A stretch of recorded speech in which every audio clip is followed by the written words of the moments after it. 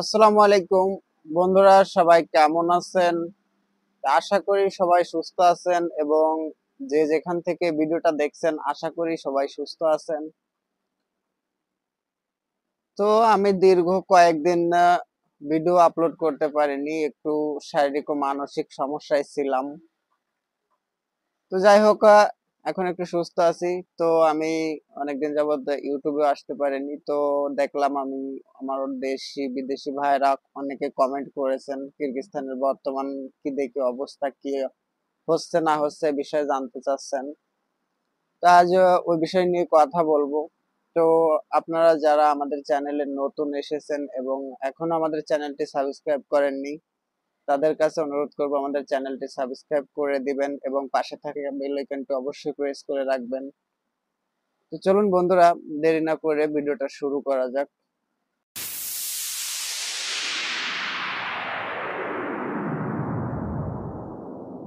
তো যে সকল ভাইয়েরা কমেন্ট করেন যে ভাইয়া কিরগিজস্তানে বর্তমান নতুন ভিসা চালু হয়েছে কিনা, তাদেরকে বলে দেব যে ভাইয়া কিরগিজস্তানে এখন বর্তমান নতুন কোনো ভিসা চালু হয়নি এখনো।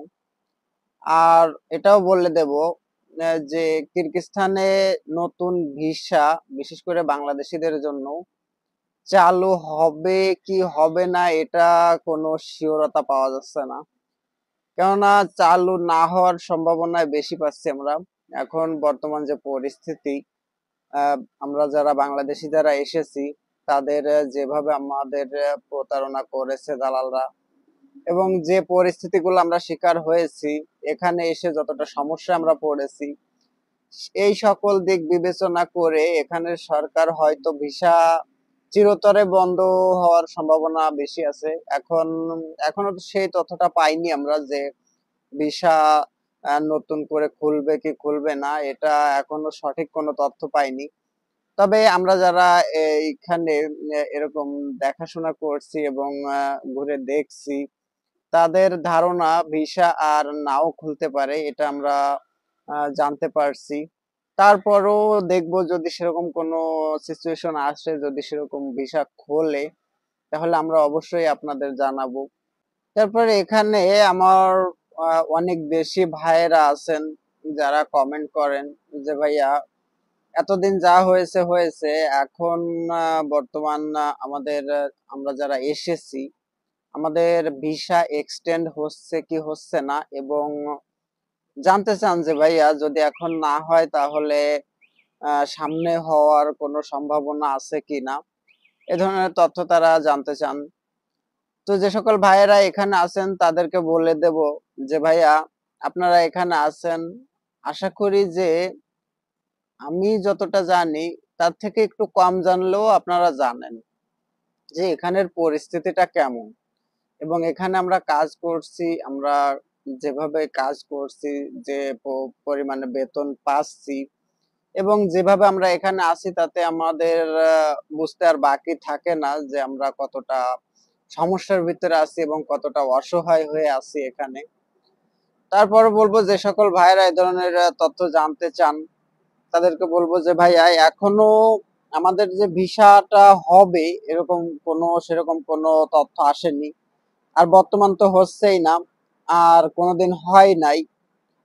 তো এখানে সরকার এবং মিনিস্ট্রি থেকে যে সকল তথ্য দেয়, আমি যথেষ্ট চেষ্টা করি সেই সকল তথ্য আপনাদের মাঝে ছড়িয়ে দেওয়ার। কারণ আমি হয়তো ডাইরেক্টলি অফিসে গিয়ে সেরকম কথা বলতে পারি না, কিন্তু অফিসে যারা চাকরি করে তাদের সাথে আমার কিছুটা কন্টাক্ট আছে।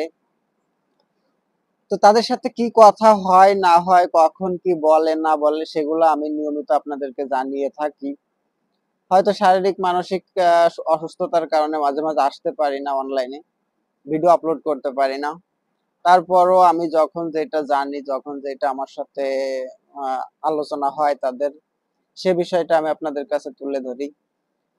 তো যে সকল ভাইয়েরা জানতে চান যে কিরগিজস্তানের ভিসা চালু হয়েছে কিনা, মানে আমাদের যারা আমরা এখানে আছি আমাদের ভিসা এক্সটেন্ড চালু হয়েছে কিনা, তো ভাইয়া দুঃখের সংবাদ এটা যে এখনো চালু হয়নি। আরো সামনে ভবিষ্যতে চালু হবে কিনা এটাও জানতে চান। তো এটাও বলে দেবো যে ভাইয়া সামনে ভবিষ্যতে চালু না হওয়ার সম্ভাবনায় বেশি, আর হবে তো না, এটা আশা করা যাচ্ছে যে হবে না। তারপরও যদি আমাদের ভাগ্যটা ভালো হয়, যদি এখানে সরকার কিছুটা পরিবর্তন করে, তাহলে হয়তো হতেও পারে, কিন্তু না হওয়ার সম্ভাবনা বেশি। এটা আমি কেন বলছি আপনাদের কাছে, এটা বলে দেই আপনাদের।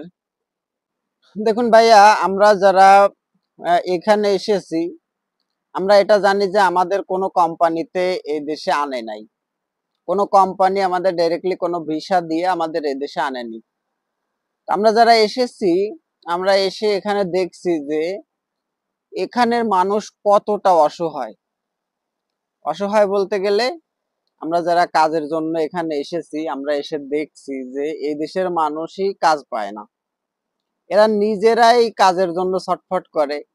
আমাদের দেশে যেমন আমরা যারা গ্রাম অঞ্চলে থাকি তারা বলতে পারবো যে সকালবেলা যখন আমরা কাজে বের হতে যাই, তখন আমরা কোনো একটা জায়গায় গিয়ে বসে একটা মানে হাট বাজার সিস্টেম আছে আমাদের দেশে, যেখান থেকে শ্রমিক কিনে ডেইলি কাজের জন্য নিয়ে যায়।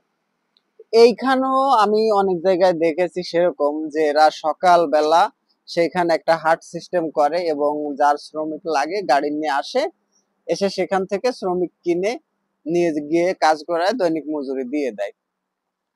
তো ভাইয়া, যে দেশের মানুষ নিজেরা কাজের জন্য হাট করে, বাজার করে, শ্রমিক বিক্রি হয় সেরকম একটা স্থান প্রয়োগ করে, তো সেইখানে আমরা যারা বিদেশি আসি, আমরা কিভাবে কাজ পাবো সেখানে, আর কিভাবে আমাদের বৈধ করে নিবে, এটা আমার মাথায় কাজ করে না ভাইয়া।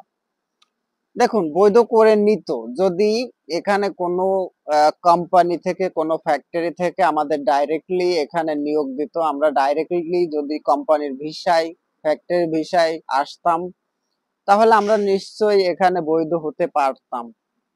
কিন্তু আমরা এসেছি কিভাবে, সেটা আমি অনেক ভিডিওতেই বলে থাকি। এবং যে আপনারা যারা এখানে আসতে চান এবং আসতে ইচ্ছুক, অথবা এখানে যারা আছেন, দেখুন ভাইয়া, বিদেশে এসে যদি বিদেশে ভিসা না হয়, আকামা না হয়, সেই বিদেশে যদি বৈধ না থাকতে পারি, তাহলে সেখানের কোনো মূল্য নাই ভাইয়া।